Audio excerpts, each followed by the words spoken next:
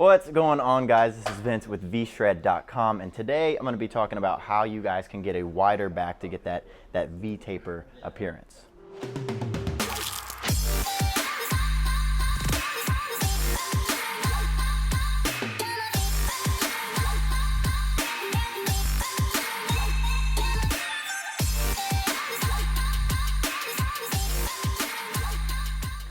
All right, so when it comes to going for a wider back, a lot of times people think that it's just as simple as pull down motions are going to get you wider and rowing motions, pull back, is going to give you a thicker back.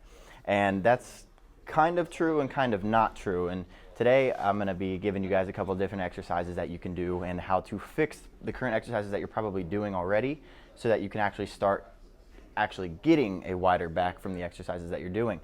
You can see I'm here. Well, before I get into the exercises, first you have to understand I talk about this in a bunch of different videos, how your muscles sit on your body and how you get a muscle to grow. And you get a muscle to grow from shortening the muscle and lengthening the muscle.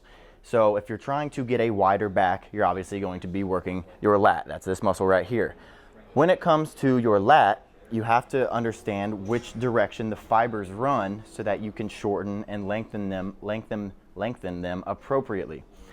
To shorten and lengthen your lat muscle fibers, you have to understand that the lat comes up and it inserts into your humerus, which is your upper arm bone, the back of it, and then it runs down. So it attaches right back here and it runs down into the vertebrae in your back. I think it's actually the T7 through T12 vertebrae in your back. So it attaches up a bunch of different vertebrae in your back.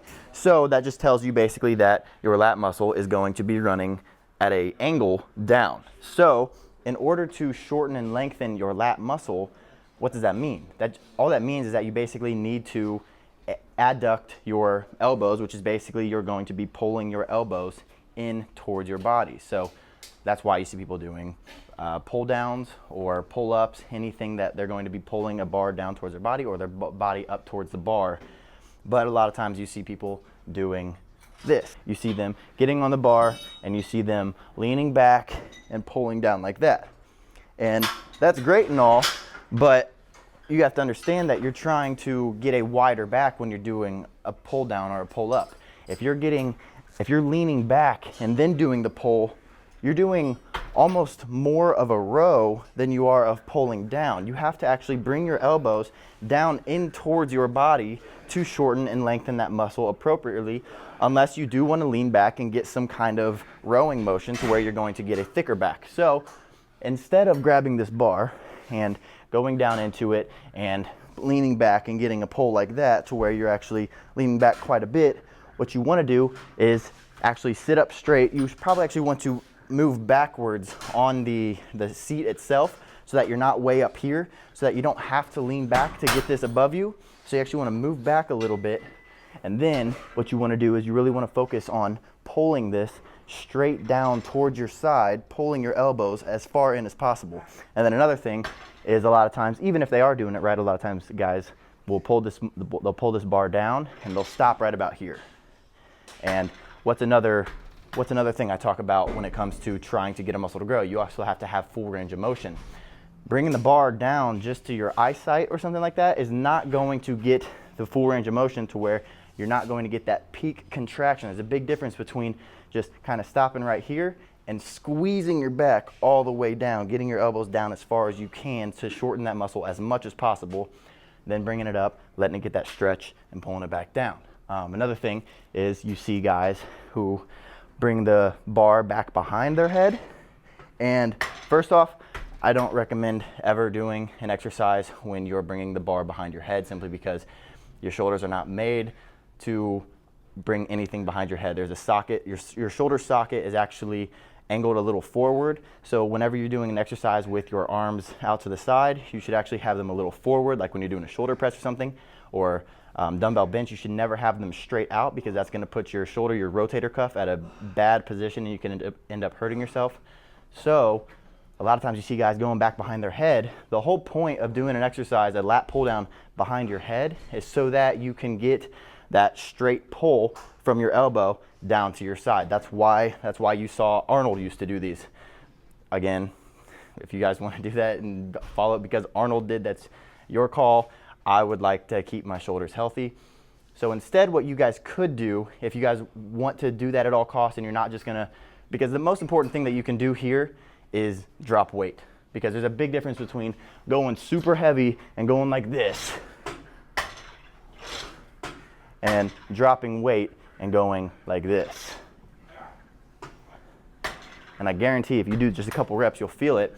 But if you are one of those guys and you absolutely must go behind your head, what you can do is actually just get a single handle and do what is called unilateral pulls, which is basically just going to be doing one arm.